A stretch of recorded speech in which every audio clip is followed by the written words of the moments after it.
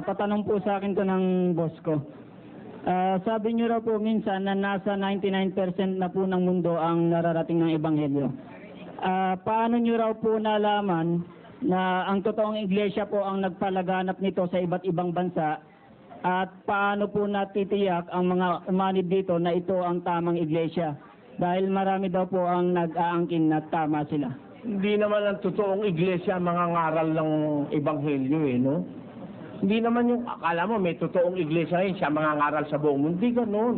Ang mga ngaral niya, yung nautos dun Humayo kayo, 28. Dahil dito magsiyaon nga kayo at gawin ninyong mga alagad ang lahat ng mga bansa na sila'y inyong bautismuhan sa pangalan ng Ama at ng Anak at ng Espiritu Santo, na ituro ninyo sa kanila na kanilang ganapin ang lahat ng mga bagay na iniutos ko sa inyo. At narito, ako'y sumasa inyong palagi hanggang sa katapusan ng sanglibutan. Inutusang mangaral kasi ang mga apostol hanggang sa katapusan ng sanlibutan.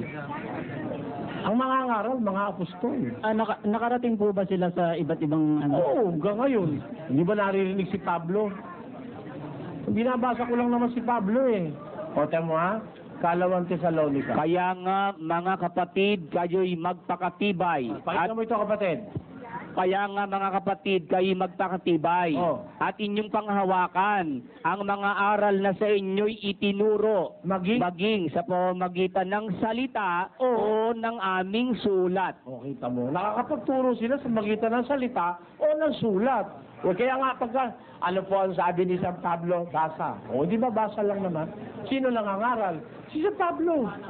Wala naman ako, ano po ang aral ko? Basa. Ay, ba't mo babasahin? Aral mo lang pala. Pag binasa mo, hindi mo aral.